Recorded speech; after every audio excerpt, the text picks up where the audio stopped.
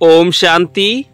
आज के इस वीडियो में कर्मों की गुह्य गति के बारे में एक कहानी के माध्यम से समझेंगे। एक व्यक्ति जिसका नाम राघव था, एक सेठ के यहाँ नौकरी करता था और अपने परिवार का भरण पोषण करता था। राघव अपना काम ईमानदारी और वफादारी से कर रहा था। राघव के घर में उसकी पत्नी, 2 बच्चे के साथ साथ एक प्यारा सा कुत्ता था जो राघव के घर की रखवाली करता था। एक दिन सेठ किसी बात से गुस्सा होकर दुकान में बैठा था। इतने में राघव किसी काम से सेठ के पास गया तो सेठ बिना बात के राघव को खूब डांटा फटकारा।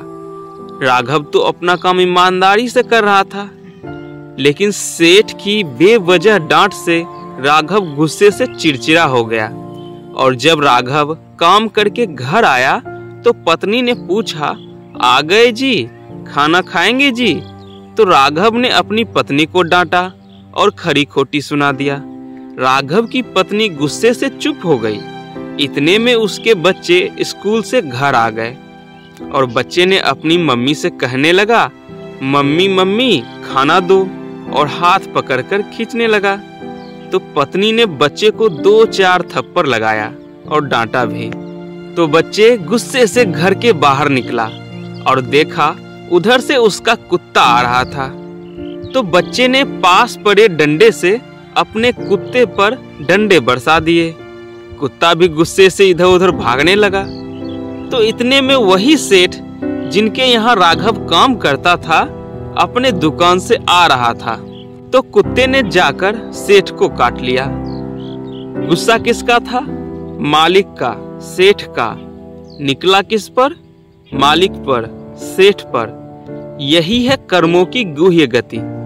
घूमते घूमते कर्म वहीं पर आ जाता है जहां से यह कर्म शुरू हुआ था। उन्होंने ऐसा कर्म किया, बिना काम के राघव को डांटा तो कुत्ता किसको काटा? उसी को काटा। बच्चे ने कुत्ते को इसलिए नहीं मारा कि वो जाकर सेठ को काट ले। पत्नी ने बच्चे को इसलिए नहीं मारा कि तुम जाकर कुत्ते को मारना। लेकिन देखिए कर्मों की गुह्य गति कैसा है कि घूमते घूमते वहीं आ गया जहां से उनके परिवार में टेंशन आया था। यह है कर्मों की गुह्य गति। हमारा कर्म जैसा होगा वही चीज हमें वापस आकर मिलेगा। ओम शांति।